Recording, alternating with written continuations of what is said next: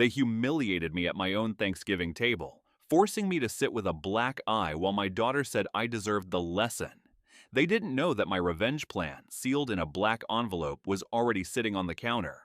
Before continuing, write where you are from or what time it is. I were. Check trembled in my hands. $8,500.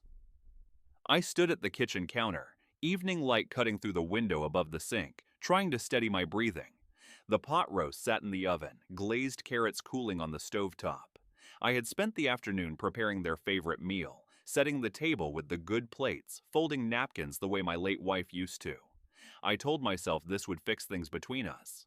The insurance payout had arrived that morning. I knew about the credit card debt, a crushing $6,200. My daughter Clara had mentioned it weeks ago, her voice tight with stress. Victor's car dealership commissions had been slow. I decided right then I would help them. What else was the money for? It was my only major asset besides the house, and they were family.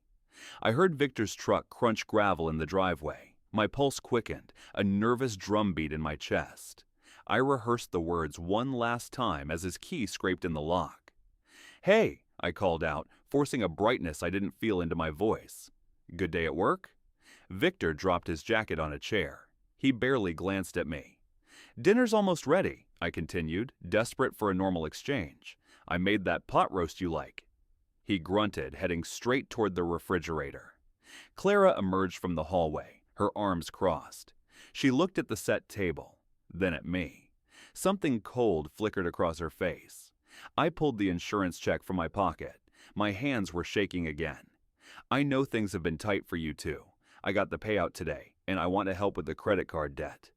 Victor stopped mid-reach for a beer. He turned slowly, his eyes narrowing on the paper in my hand. For a moment, the only sound was the refrigerator humming, a low, menacing drone. Then Victor crossed the kitchen in 3 strides and snatched the check from my hand. His fingers closed around it like a trap snapping shut. "Finally did something useful, old man." He studied the amount, his lips pulling into something that wasn't quite a smile.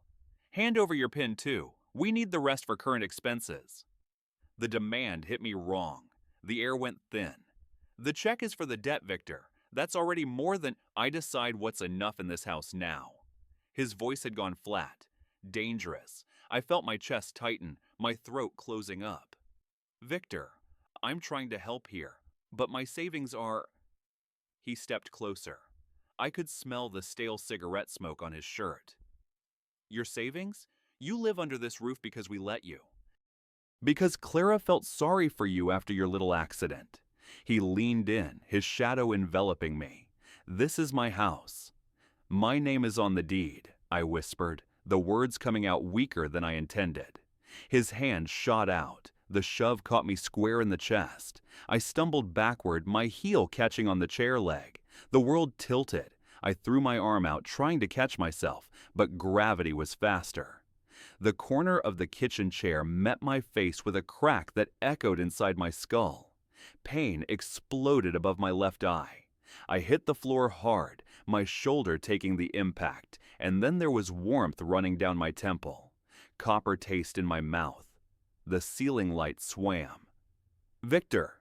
Clara's voice cut through the ringing in my ears. I looked up at her, blinking blood out of my left eye. She would help. She had to. I was her father. She stood in the doorway, her face pale, but she wasn't moving toward me. She was looking at Victor, then back at me, calculating something. "Dad," she said, her voice ice, "you brought this on yourself.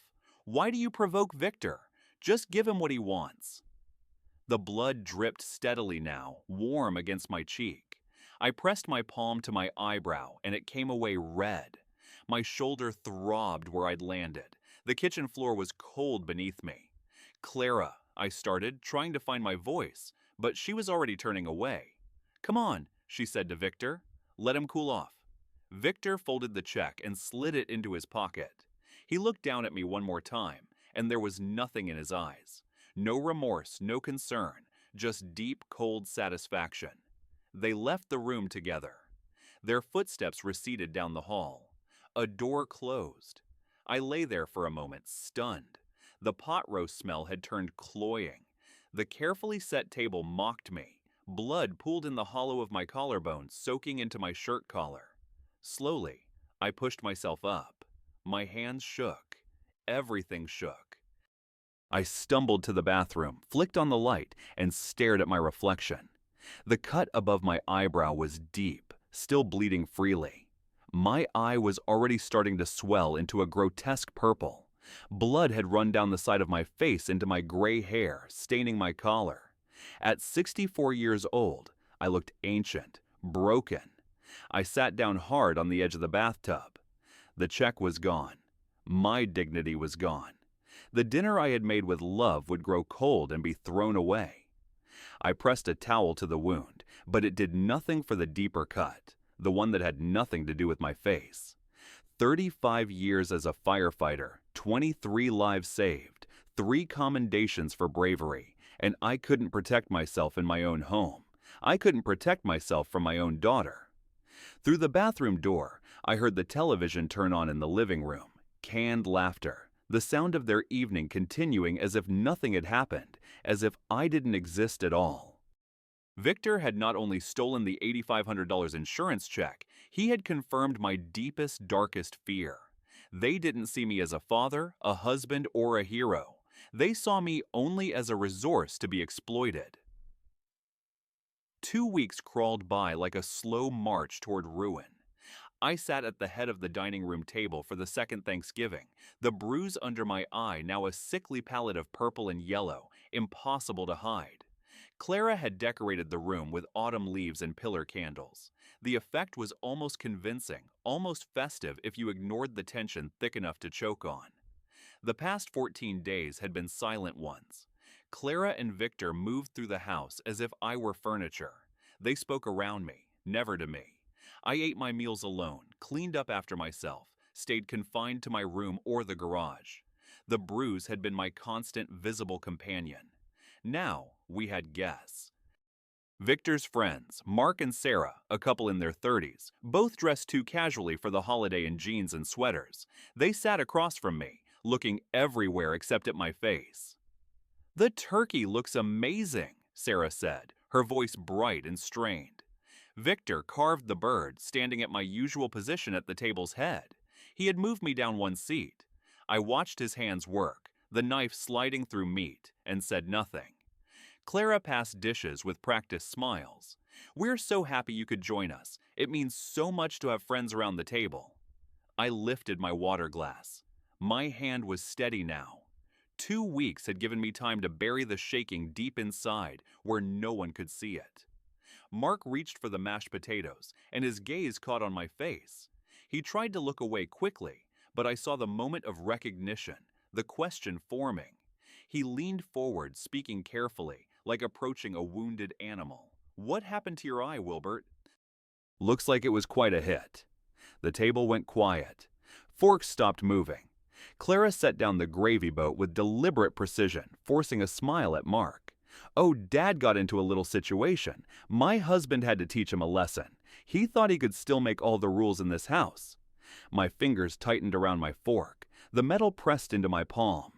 Victor added, his voice casual as if discussing the weather. "Old man needed to understand how things work now." Mark and Sarah exchanged a glance. The kind of glance that said they wished they hadn't asked, wished they weren't here. Their silence filled the room like smoke. I said nothing. My jaw ached from clenching it so hard. Clara's words had dragged me back 3 years, whether I wanted to go or not. I'd been at the warehouse fire on Grant Road. A family was trapped on the 2nd floor. Smoke poured from every window. I had gone up the ladder, found them huddled in a back office. Mother, father, 2 kids.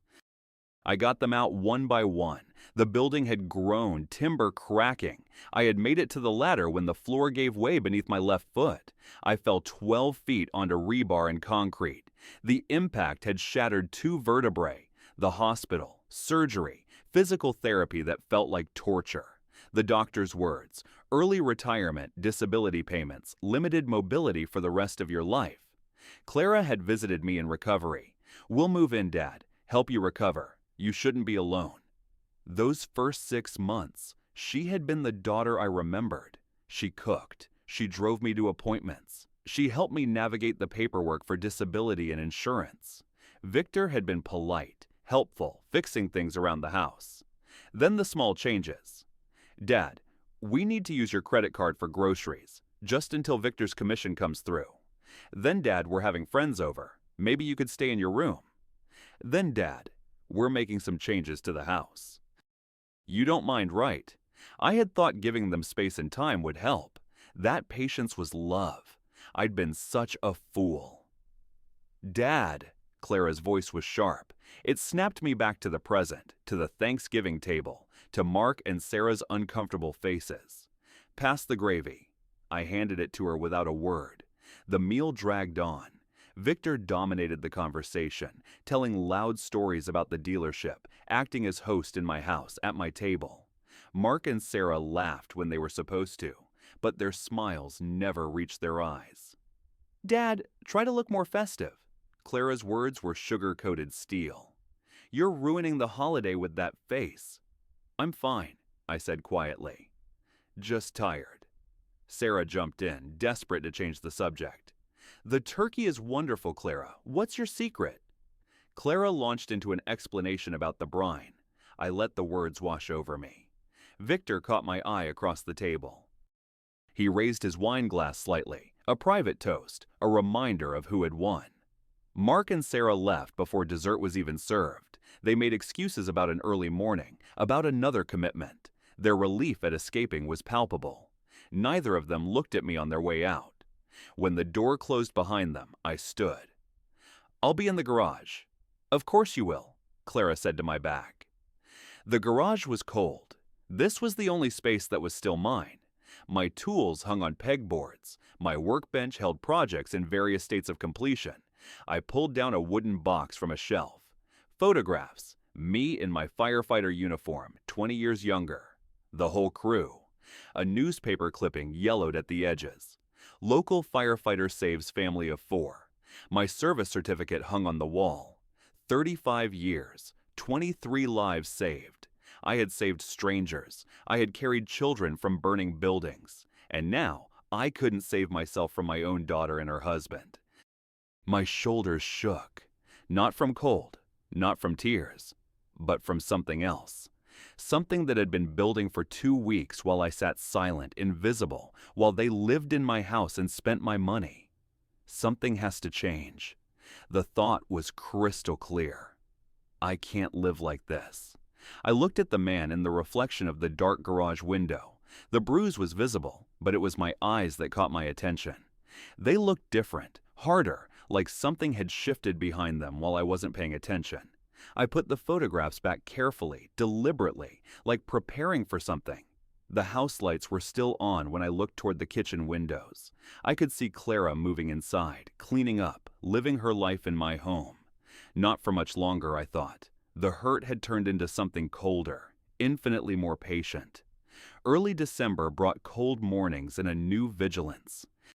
I sat in my living room chair with the newspaper spread before me, but my eyes tracked Clara instead of headlines. She moved through the kitchen with her phone pressed to her ear, her voice dropping when she noticed me watching. The bruise had faded weeks ago, but I found myself touching the spot sometimes, a reminder, a catalyst. I'd been noticing things I'd missed before. Mail disappeared from the box before I could check it. Letters from law firms that I only glimpsed in Clara's hands. When I entered a room, conversations stopped mid-sentence. They thought I was oblivious, broken. They were wrong. That afternoon, I moved down the hallway toward the bathroom. Victor's voice drifted from the spare bedroom he'd converted into an office. He was on the phone, the door half open. His tone was casual, conspiratorial. I froze. My firefighter training kicked in. Assess before acting. I pressed against the wall, controlling my breathing, listening. Yeah, we're moving forward with the incompetency filing. Victor's words came clear and sharp. Old man has no idea. Guardianship is the cleanest way. He laughed, a low, satisfied sound. Once it's done, we control everything, including the house. The cold understanding washed through me, an icy wave that momentarily paralyzed my heart. Guardianship. They weren't just stealing my money, they were planning to strip my legal rights, declare me incompetent, make me a ward of the state, their ward. The lawyer says it takes about 6 months if we document properly, Victor continued. House is worth at least $380,000. My wife deserves that security after putting up with him. The door handle turned. I moved quickly, slipping into the bathroom, flushing the toilet, establishing my presence elsewhere. When I emerged, Victor was in the hallway, phone pocketed, looking satisfied. Taking a lot of bathroom breaks these days, old man. He brushed past me, shoulder checking mine. I returned to the living room, sat in my chair, and stared at the blurred headlines. Guardianship. The word echoed in my skull. I'd be a legal non-person in my own life. That night, I lay in bed, listening to the house settle. Around 2:00 in the morning, Victor's snoring reached my room through the thin walls. I got up, moved through the darkness with the silence of practice. Their arrogance. They never thought I'd dare. The spare bedroom door was closed but not locked. I used my phone's flashlight, keeping the beam narrow and low.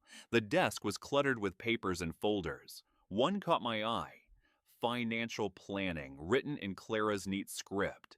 Inside, the documents told a story of calculated betrayal, a draft petition for guardianship, respondent unable to manage financial affairs due to cognitive decline. Handwritten notes in the margins. Dr. Morrison will testify to decline. A doctor they plan to use as a false witness. Property appraisal. House valued at $385,000. Contact information. Attorney Marcus Webb specializes in complex guardianship cases. Timeline scrolled on a yellow sticky note. File petition by February. Hearing by May. Control by summer. My hands shook as I photographed each page with my old flip phone. The camera was crude, but the flash was silent. I took multiple shots of each document, making sure every word was readable. The phone storage filled with evidence of their conspiracy. I replaced everything exactly as I'd found it. Angles mattered. Position mattered. They couldn't know I'd been here. Back in my room, I sat on the edge of the bed. Sleep was impossible. The scope of their plan pressed down on me like smoke in a burning room. By summer, they wanted me declared incompetent, unable to vote, unable to manage money, unable to make medical decisions. They wanted to turn me into an expensive infant. Morning came eventually. I made coffee, acted normal. Clara appeared around 8:00, already dressed. Going out, she asked without looking up from her phone. Doctor's orders, I replied. Need to keep moving. Back pain acts up if I sit too long. She waved dismissively. Fine, just be back for dinner. We're having guests. I drove to the main branch of the Tucson Public Library. The choice was deliberate. Public computers meant no digital trail at home, no history for them to stumble across. I found a terminal in a quiet corner. My searches were methodical. Arizona elder abuse laws, guardianship Arizona, property rights elderly. What I found made my blood run cold.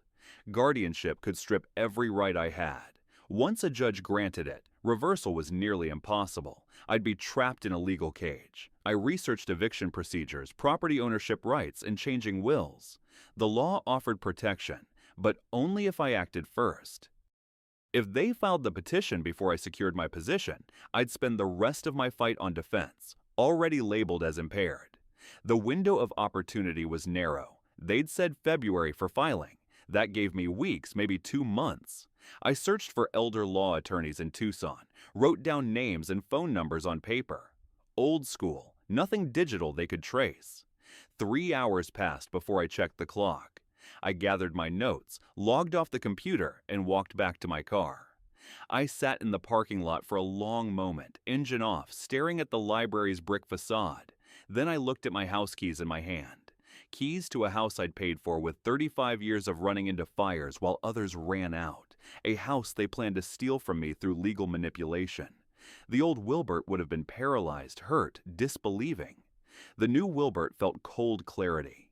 I had spent my career assessing danger, making plans, executing them under pressure. This was the same skill set, a different kind of fire, but fire nonetheless. I started the car and drove home. When I pulled into the driveway, I looked at the house, my house, with new eyes. They were inside planning their campaign, making their calls, consulting their lawyer. They thought they were playing a game I didn't understand. They were wrong. I got out of the car, stood for a moment in the driveway. The winter sun felt warm on my face. Clara met me in the hallway. "Where have you been all day? You were gone for hours." "Just getting some exercise." I kept my voice mild. "Fresh air clears the head. I feel better than I have in weeks." She studied me for a moment, suspicious, but finding nothing. "Whatever. Dinner's at 6 Calcro." I went to my room, closed the door, sat on the bed with my phone, scrolling through the photos of their documents, evidence, timeline, names. They taught me something important. Strike first or lose everything. I looked at the attorney names I'd written down. Tomorrow, I'd start making calls. Tonight, I'd let them think they were winning. Late afternoon, I walked toward the kitchen. Victor was already there, pacing, his energy coiled and dangerous. Clara hovered nearby, anxious in a way I hadn't seen before. "We need to talk," Victor said, his voice flat. "Now, about this house." He pulled papers from his back pocket, pre-printed forms clearly prepared in advance. He laid them on the kitchen table. Deed transfer forms, joint tenancy agreements. They'd planned this ambush. "I want you to sign these," he demanded. "Joint ownership. This house becomes ours together. Simple." I looked at the papers without touching them. "These are legal documents. I'd need to have them reviewed by an attorney." Victor's face darkened. "Don't need a lawyer for family business." "Any document affecting property ownership needs legal review, Victor. You don't trust us. This isn't about trust. It's about being careful." Clara tried a different approach, her voice high and strained. "Dad, after everything we've done for you, what have you done, specifically?" I kept my voice level. She faltered. "We live here. Help you take care of things." "You live rent-free in my house. I pay all the bills. What exactly are you taking care of?" Victor stepped closer, invading my space. "Old man, you're making a mistake." "Maybe," I held my ground. "But it's my mistake to make. My house. My name on the deed." I picked up the papers. "I'm not signing anything today. I don't feel well. Can't make important decisions when I'm not at my best." I was using their own language against them, the claim of impairment. Victor's face flushed red. "You're playing games." "I'm being careful. Doctor's orders. Don't stress myself." I took the papers with me, left the kitchen before they could argue further, walked to my bedroom and locked the door. A small, decisive act of boundary. I sat on my bed, staring at the deed transfer papers. The threat in the room hadn't worked, but the threat was still in the house. By early January, I'd established a routine. Every morning after breakfast, I announced my health walk and left the house. Clara barely looked up anymore. Good. I wanted to be predictable, ignorable, harmless. The past few weeks, I'd been documenting everything. Every charge to my credit card I hadn't authorized, every dismissive comment, every boundary violation. I was building my case one piece at a time, careful and methodical. Today's walk took me down Speedway Boulevard. The morning was cold for Tucson, but the sun promised warmth. I passed shops just opening, cafes setting out sidewalk signs. I was looking for something, a safe harbor. A coffee shop caught my attention. Morning brew. Warm light spilled from the windows. I saw people inside, existing normally. I pushed open the door. The smell hit me first. Fresh pastries and roasted coffee beans. The woman behind the counter smiled at me. 60-something, silver hair pulled back, confident in her movements.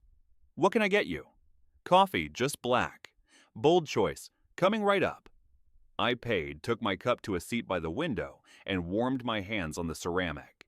My mind was on February, on petition filings, on Dr. Morrison's name on that document. Footsteps approached. The woman from the counter stood beside my table with a coffee pot. "Refill. You look like you could use it." I glanced at my still full cup, then at her face. She wasn't mocking me. Her expression was kind but direct. "I've owned this place 12 years, she continued. "You learn to read people. You've got that look." What look? My voice came out guarded. The one that says you're carrying something heavy. She gestured to the chair across from me. None of my business, of course, but this is a good place to set things down for a minute. I should have deflected. Instead, I heard myself say, "Family troubles." She nodded, didn't push, didn't pry, started to walk away. Then she turned back. I had family troubles once too, nearly lost everything because of it. I'll tell you what I learned if you want to hear it. Something in her tone, not intrusive, just present, made me gesture to the chair. She sat. Her name was Eleanor Vance. 5 years ago, my son decided I was too old to run this place, she said, her voice matter of fact, but pain flickered beneath. Said I was declining, making poor decisions. He tried to get guardianship, take over my business. I set down my cup carefully. Guardianship. He had debts, gambling, figured Mom's coffee shop could be his ATM. She looked around at her business, evidence of survival. Legal battle took 2 years, cost me $40,000. I won, but barely. Worst part wasn't the money. It was realizing my own child saw me as a resource, not a person. The word resource struck bone deep. My biggest mistake. Eleanor leaned forward. I waited. I let him make the first move, file the papers, put me on defense from the start. If I had acted first, secured my assets, documented his abuse, gotten legal help immediately, it would have been much simpler. She looked at me directly. I'm guessing your family troubles are similar. The moment stretched. I made a decision. My daughter, her husband, they're living in my house. I overheard them planning to file for guardianship. February. Do they know you heard? No. Good. She stood, disappeared behind the counter, returned with a business card, worn from handling, edges soft. Daniel Hayes, elder law attorney. He saved me. I took the card like it was made of something precious, fragile. He knows Arizona's elder protection laws inside out. More importantly, he believes seniors have the right to fight back. Document everything, Eleanor said firmly. Every time they take your money without asking, write it down. Date, amount, what they said. Bank statements, credit card bills. Get copies of everything. You'll need evidence. I pulled out the small notebook I'd started carrying, wrote down her words. And Wilbert. She'd learned my name somewhere in our conversation. Don't let them know you're preparing. The element of surprise is your biggest advantage. Thank you. Why are you helping me? You don't even know me.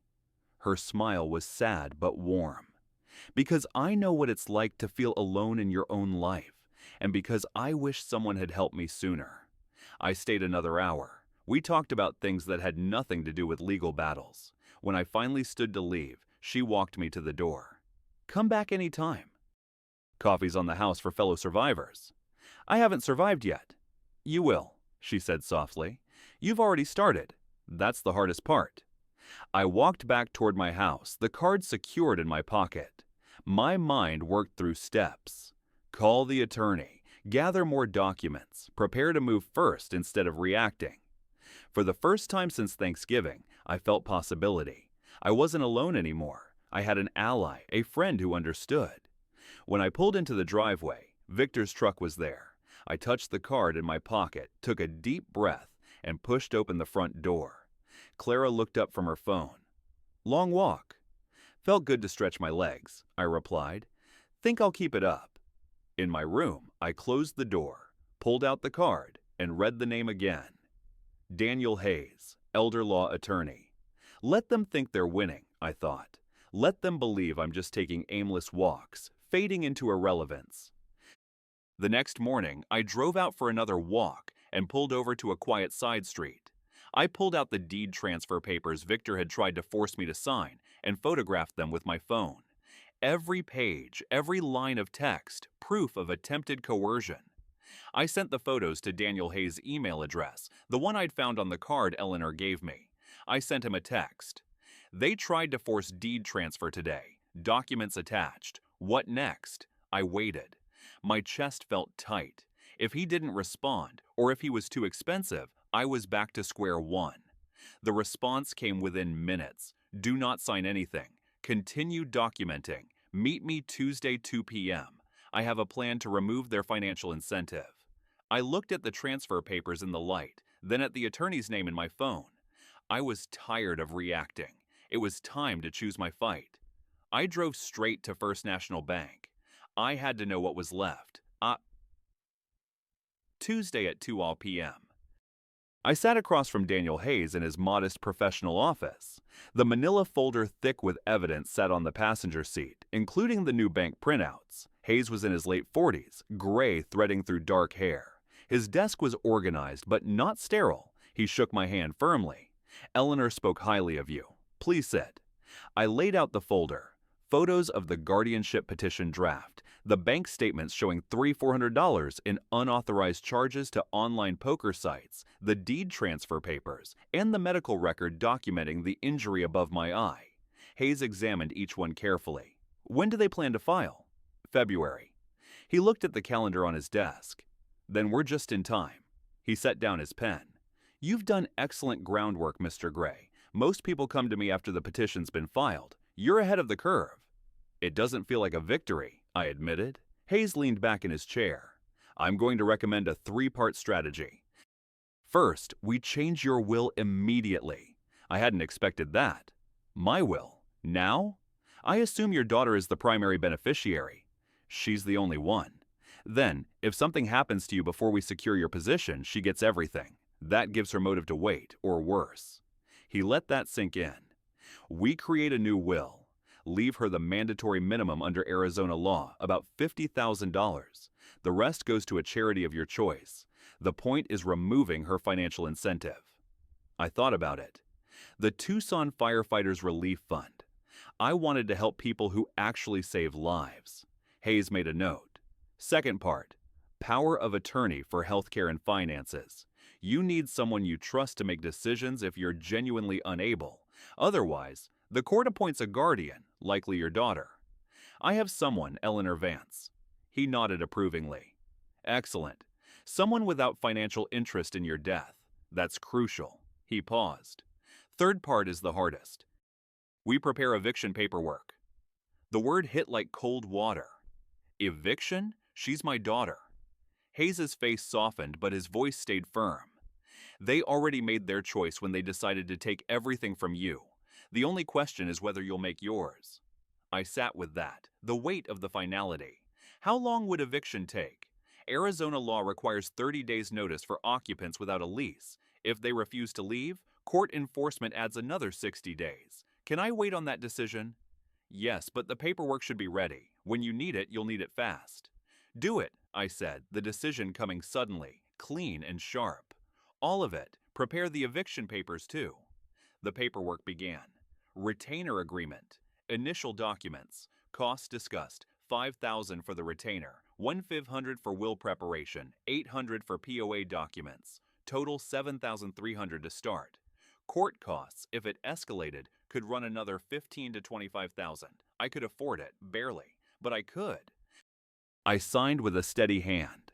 Firefighters' hands, trained not to shake in crisis. Hayes stood when we finished. You're doing the right thing. Protecting yourself isn't betrayal. I left his office and drove home. Legal strategy, costs, timeline. The machinery of protection was grinding into motion. When I pulled into my driveway, Victor's car was there, home unusually early. I entered through the front door, cautious. Victor was in the living room, pacing. His energy was agitated, aggressive. When he saw me, his face twisted. Where the hell have you been? I kept my voice calm. Doctor's appointment, why? Your pension check. It's 2 days late, 2 days. How am I supposed to plan anything when you can't even get your money on time? The absurdity of it struck me like a physical blow. My pension check. My money. We have bills, old man. Your delays cost us. Clara appeared from the kitchen, joining the attack. Dad, you need to call them tomorrow. This is unacceptable. I looked at them both, standing in my living room, berating me because my pension check that funded their life was 2 days late. Something crystallized. The last fragment of doubt evaporated. I'll handle it, I said calmly, giving nothing away. I walked to my room, closed the door, sat on the bed, and pulled out Hayes' business card. This was necessary. They'd shown me who they were over and over. 1 week later, I sat across from Eleanor in the notary Janice Morales' office. A conference table between us was covered with documents that would change everything.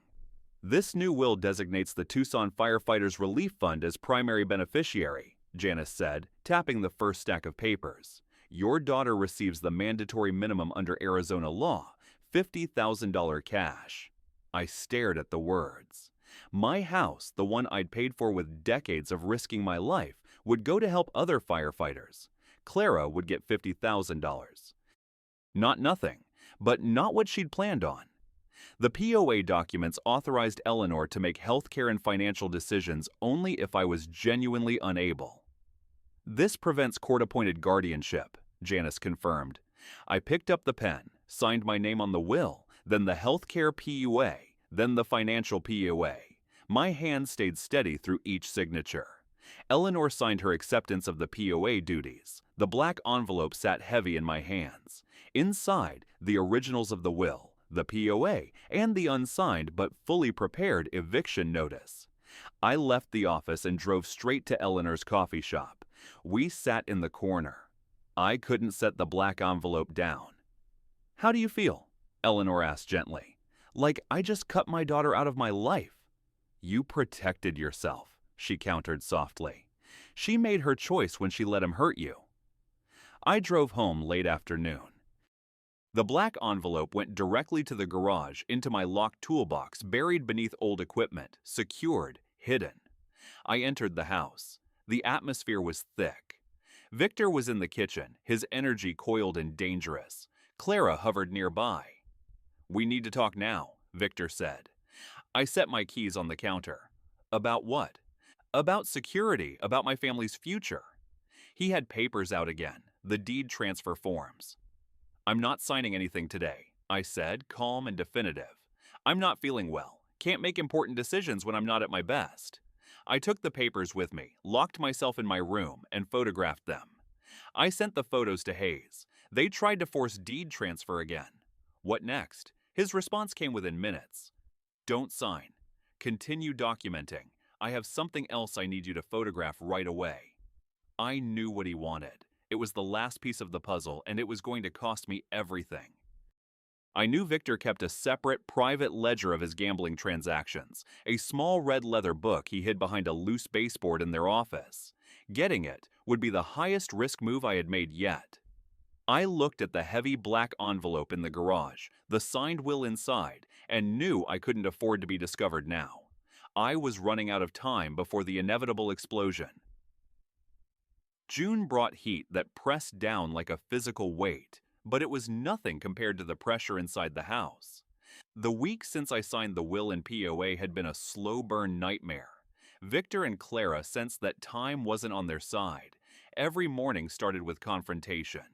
Victor in the kitchen, blocking my path to the coffee maker, inches from my face. "You need to reconsider your position on this house, old man. There will be consequences."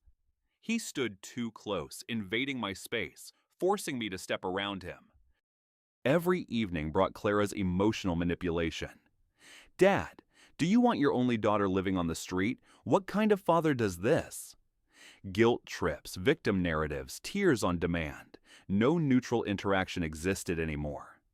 I knew I needed the ledger, that red book, the one Victor used to track his losing bets. It contained the final proof of his motive, the debt that fueled their betrayal.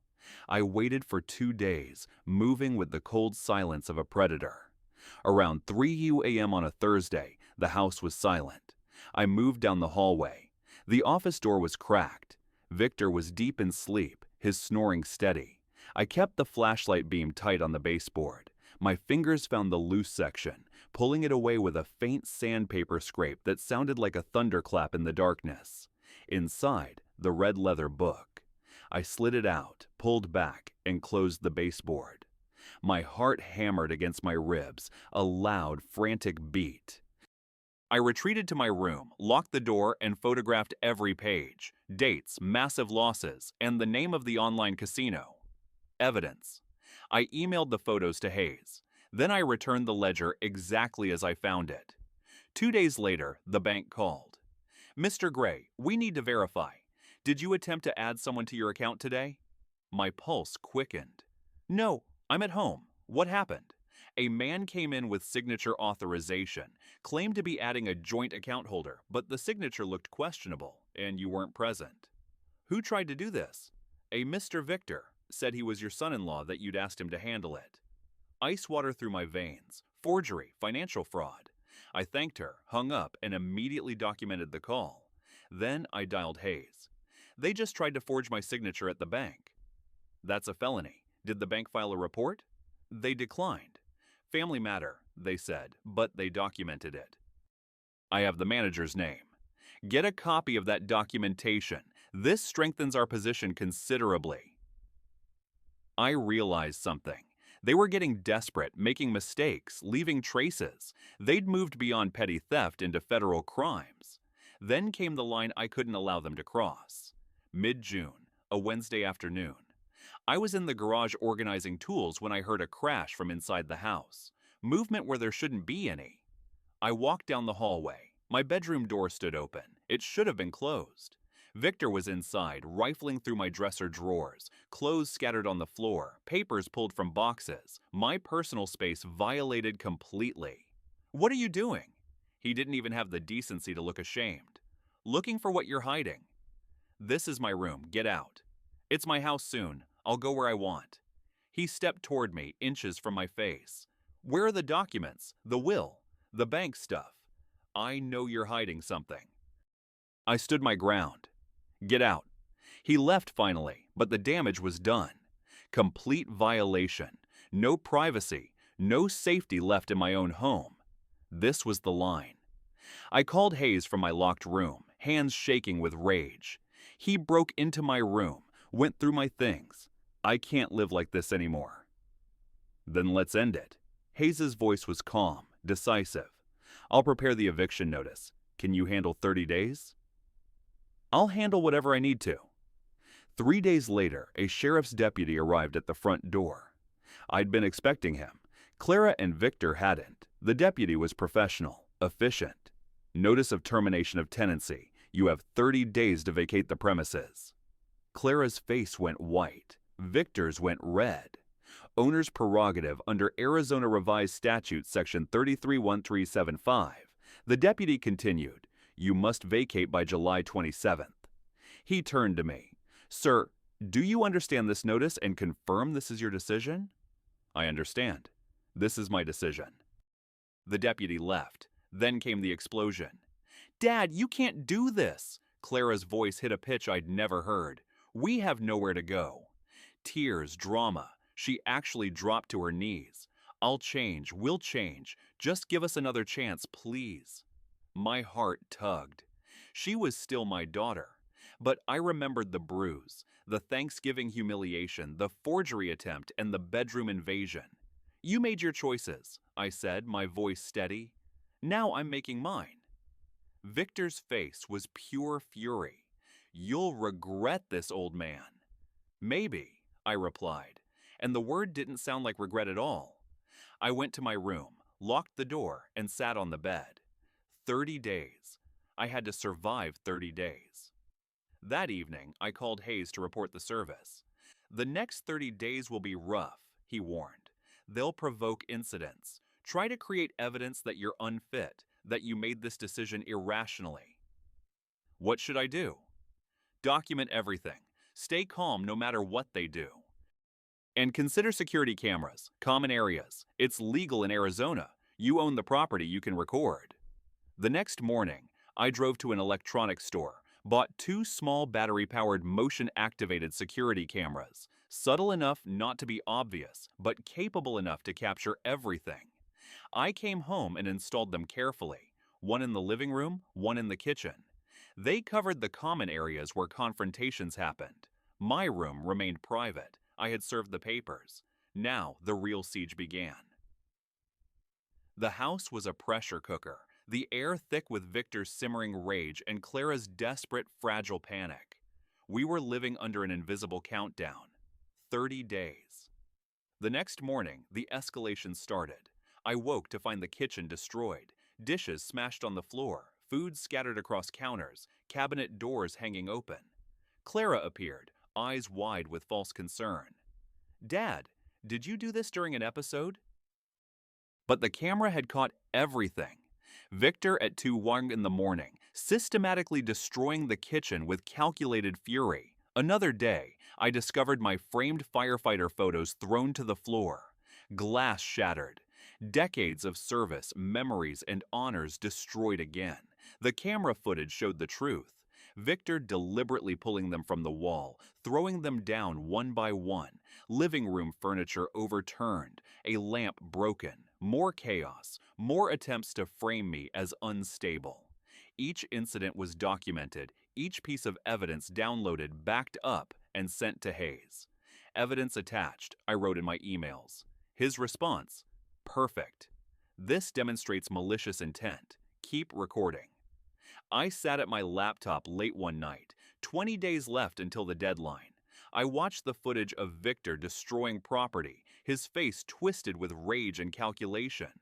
They thought they were building a case for my incompetence. They were building a case for their own malice.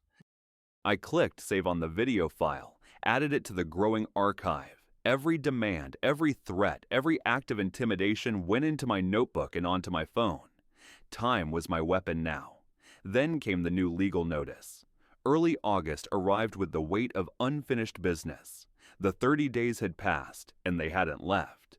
Instead, they'd filed a counter lawsuit, accusing me of elder abuse.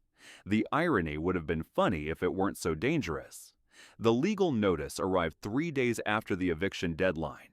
Their attorney, a cheap storefront lawyer named Daniel Cross, had crafted a narrative of cruelty. I was the abusive father, the unstable elder, the vindictive landlord. They demanded $75,000 for emotional distress and housing costs. I felt sick reading it. After everything they'd done, they were painting me as the villain. Hayes scoffed when he read their filing. Standard desperation tactic. Flipped the narrative. We have evidence. They have lies. The court hearing was scheduled for early September. I spent August in limbo, still living with them under one roof, the tension unbearable. But I also spent it preparing, organizing evidence, refining witness statements. Each day felt endless, but the court date approached with mathematical certainty. Late August, I sat in Hayes' office. The conference table was covered with physical evidence, printed photographs, bank statements, medical records, video stills. "Tell me again what we have," Hayes said, testing my memory, making sure I could articulate it under pressure. I walked through it methodically. The guardianship documents I'd photographed from Victor's office, the bank's documentation of the forgery attempt, photos of staged messes with timestamps proving Clara had fabricated them, security camera footage showing Victor's deliberate vandalism, the medical record from my November 2025 ER visit, and witnesses: Captain Miles, former fire captain. "He'll testify to my competence." Hayes smiled. "We have more than that." He pulled out a folder. "Frank wrote a letter. So did 3 other firefighters who worked with you." I read Frank's letter first. Detailed character reference describing my mental acuity, leadership, and reliability over 35 years of service. The others were similar: professional, powerful, credible. My eyes stung. I didn't ask them to do this. They did it because they believe in you. That matters in court. He showed me one more document. Eleanor submitted written testimony too about their manipulation tactics, what she witnessed. I looked at the stack of evidence, the web of support. "We're ready. Are you? Cross will try to rattle you on the stand." I've faced worse than courtrooms. Back at the house, I was packing boxes, small things, the things I wanted to keep safe just in case. Clara watched me from the doorway, her tears long gone, replaced by a sullen rage. "You're really going through with this?" she whispered. "Going to ruin our lives just to spite us?" "I'm going through with this," I replied, not looking up, packing a chipped coffee mug my wife had given me decades ago. "I'm choosing self-preservation over self-destruction. That's not ruin, Clara. That's survival."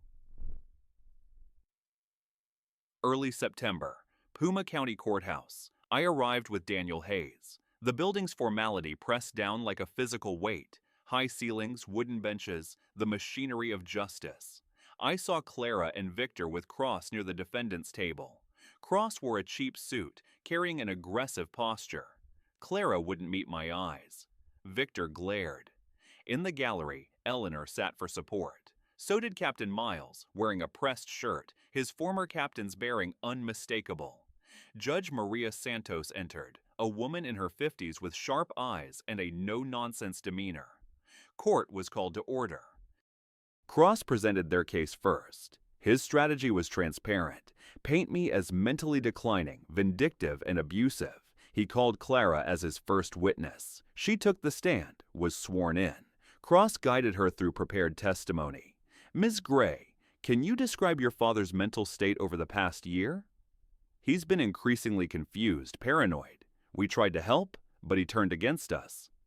And when he served you with eviction, how did that make you feel? Devastated, scared. We have nowhere to go. The tears came on cue. Has your father ever been violent? He's had outbursts, anger issues. The lies flowed smoothly. Then came Hayes' cross-examination, surgical, precise. Ms. Gray, you lived rent-free in your father's house for how long? 3 years, but we helped. Yes or no? 3 years, yes. And during this time, how much did you contribute to mortgage, utilities, property taxes? Dollar amount? Clara faltered. We helped with other things. How much? Dollar amount? I don't have exact... zero. The answer is zero, correct? We provided care. Judge Santos intervened. Answer the question, Miss Gray. Zero. Hayes introduced the bank statements, showed the unauthorized charges, $3,400 to online poker sites. Clara's face went pale. Then the medical record, ER visit, November 2025. Injury consistent with assault. Who injured your father that night? A long pause. The courtroom silent. There was an altercation. Who injured your father? Another pause. My husband pushed him, but Dad provoked. Thank you, no further questions. Hayes called me to the stand. I walked to the witness box, was sworn in. My hands were steady. Mr. Gray, tell the court about November 2025. I described it. The insurance check, wanting to help them, Victor's violence, Clara's response, choosing her husband over her father. I kept my voice steady, presenting facts rather than emotions. And Thanksgiving. What happened then? The public humiliation, Victor's statement about teaching me a lesson. Judge Santos took notes, her expression darkening. Hayes introduced the guardianship documents. Where did you find these? In Victor's office. He was planning to have me declared incompetent so he could control my assets. Cross's cross-examination was aggressive but ineffective. Mr. Gray, isn't it true you're forgetful? That you need help managing your affairs? No. I can provide 6 months of bank statements showing every transaction reconciled to the penny. Cross tried another angle. You evicted your own daughter. What kind of father does that? I paused, then answered steadily. A father who refused to be abused in his own home. A quiet murmur of approval rippled through the gallery. Hayes introduced the security footage. Video clips played on the courtroom monitor. Victor deliberately destroying property, throwing plates, breaking picture frames, overturning furniture. All time-stamped, all clearly intentional. Judge Santos's face tightened in disapproval. Cross objected. This video could be edited. Time-stamped, Your Honor, metadata intact. Defense expert verified authenticity. Cross had no response. Captain Miles was called next. Brief testimony, but powerful. Would you trust Mr. Gray to manage a complex emergency? Hayes asked. Miles looked directly at the judge. With my life, I have many times. Judge Santos called a brief recess to review the evidence. 30 minutes felt like hours. I sat in the hallway with Hayes, barely able to breathe. This was it, the public judgment on the worst year of my life. I saw Miles and Eleanor walk back into the courtroom, their presence a silent shield. The final brutal countdown was over. Judge Santos returned. She called court to order, and the courtroom snapped silent. I've reviewed all evidence presented, Judge Santos delivered her decision. The pattern is clear.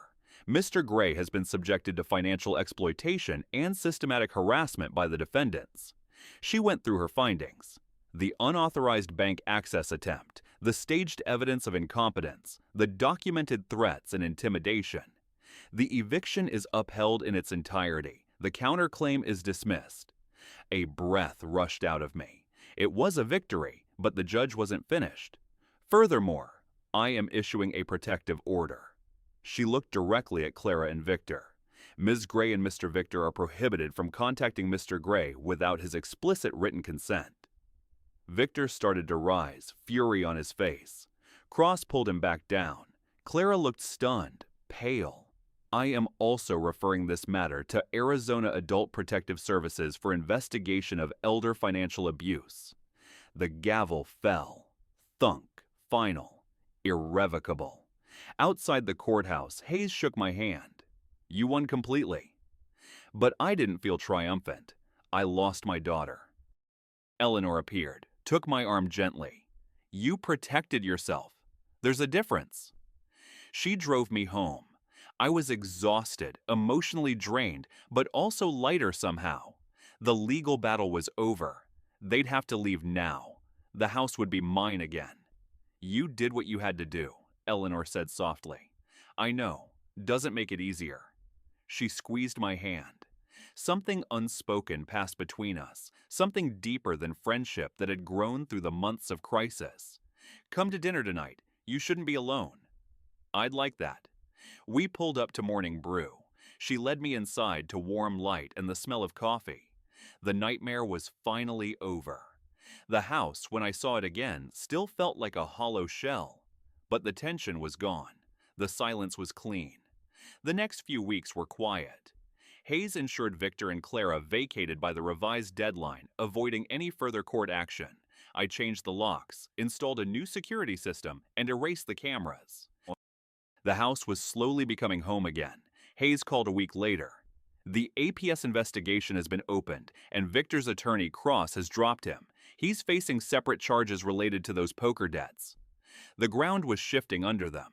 Justice was a slow, crushing machine.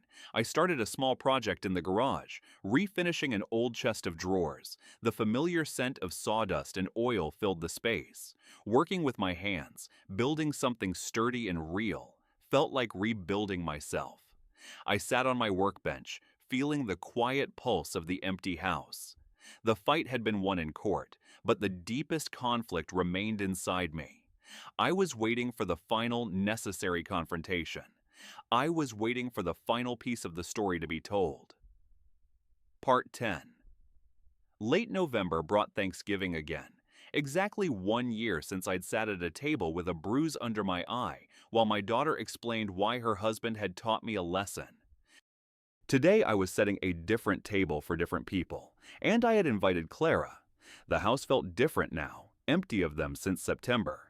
Peaceful, safe, home. Eleanor worked beside me in the kitchen.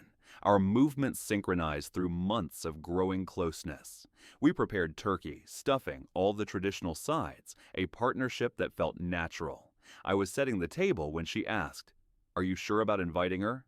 "She needs to know," I replied. "One way or another, this ends today." I showed her the invitation I'd sent, a simple handwritten card. "Come to Thanksgiving dinner. I have something to tell you." Clara had called yesterday, her voice uncertain. "I'll come. Are you—" I had cut her off. "Just come." 2. Eleanor adjusted my collar, her touch gentle. "How do you feel?" "Like I'm about to close a book that's been open too long." The doorbell rang. Captain Miles and his wife arrived first, then Daniel Hayes and his wife. 2 other firefighter colleagues with their spouses, Janice Morales, the notary, everyone who'd helped me reclaim my life, warm greetings, gratitude, friendship. One place setting remained empty, Clara's. At 2:15, the doorbell rang again. I opened the door. Clara stood alone. No Victor. She'd changed, thinner, worn, uncertain in ways I'd never seen before. "Hi, Dad." The first time she'd called me that with any softness in months. "Come in." She entered, saw the gathering, and confusion crossed her face. "I thought it would be just us." "No, these are my family now." Introductions were made, awkward, formal. She sat in her designated seat. The meal was served. Conversation flowed around the table. Clara remained quiet, picking at her food. I watched her watching me, noticing when I laughed, something she hadn't heard in years. She saw Eleanor touch my hand, an intimate gesture. She was realizing I'd moved on, found happiness without her. After the main course before dessert, I stood, tapping my glass lightly. The room quieted. A year ago, I sat at a table not unlike this one, I began, my voice steady. I had a bruise under my eye. I'd just been told I deserved it. Clara looked down at her plate. I spent that day wondering how I'd become so powerless in my own life, how the people I'd loved had become strangers who saw me as an obstacle to be removed. The words came easily, factual, not bitter. But something changed that day. In my garage, looking at old photos, I remembered who I used to be, someone who ran toward danger instead of away from it. I gestured to those present. These people helped me remember I wasn't alone. Frank, who testified to my character. Eleanor, who showed me I could trust again. Daniel, who gave me the tools to fight back legally. I didn't want revenge. I wanted justice. I wanted my dignity back. And you need to know what that meant. I reached beneath the table, pulled out the black envelope I'd received from the notary, and placed it in front of her. Open it. Her hands shook as she pulled out the document, the copy of my will. She scanned it, her face changing as she read. House and 70% of my estate to the Tucson Firefighters Relief Fund. Her inheritance, the legal minimum, $50,000 cash. Her face flushed red. Shock, then anger, then humiliation, aware of the audience watching. She stood, her voice rising. This is what you wanted, to show me that you've cut me out. I wanted you to understand the consequences of your choices. My choices. You're the one who threw your own daughter onto the street. You lived in my house rent-free for 3 years. You stood by while your husband assaulted me. You tried to have me declared incompetent. You staged evidence to make me look confused. I continued. I gave you everything. I wanted to help. You saw that generosity as weakness. Dad, I was desperate. Victor had debts. His debts, not mine. Not your responsibility to solve with my money. Tears now. Genuine or performed, I couldn't tell anymore. After everything I've done for you, what did you do specifically? I kept my voice level. You lived here. I paid everything you took. What did you give? Silence. You made a choice when you said I deserved to be hit, when you told strangers I needed to be taught a lesson, when you tried to steal my legal rights. I'm sorry, I was wrong. Can't you forgive me? I paused, letting the emotion break through for just a moment. Maybe someday, but not today. Not yet. So that's it. You've written me off. I've protected myself. There's a difference. She looked around the table, saw no support, only witnessing strangers. You wanted an audience for this. I wanted witnesses so you couldn't twist the narrative later. She grabbed her purse, stood abruptly. You're cruel, you're petty. You've become exactly what you accused me of being. She walked to the door, turned back. I hope you're happy with your new family since you've thrown away your real one. The door slammed. Silence filled the room. Then Miles raised his glass. That took courage. I sat down, feeling hollowed out, but also complete somehow. Someone had to say it. Are you all right? Eleanor asked softly. I will be. Miles's toast. To people who don't give up. Glasses clinked. The conversation resumed, warmer now, lighter. Later, after the guests left, Eleanor and I cleaned up together. She washed. I dried. Comfortable silence. Do you think she'll ever understand? She asked. I don't know, but I understand. That's enough. She kissed my cheek. You did the right thing. I moved to the living room while she finished in the kitchen, picked up a photograph from the shelf. Clara as a child, maybe 7 years old, laughing at something just out of frame, happy, innocent. Before everything changed, I looked at it for a long moment, then set it down gently. Eleanor appeared in the doorway. Want to plan that California trip? I smiled. Thought you'd never ask. We sat on the couch together, talking about highways and coastlines and small towns to explore. Planning a future, the past finally released. 3 months later, Clara and Victor divorced. His gambling debts had destroyed what remained of their marriage.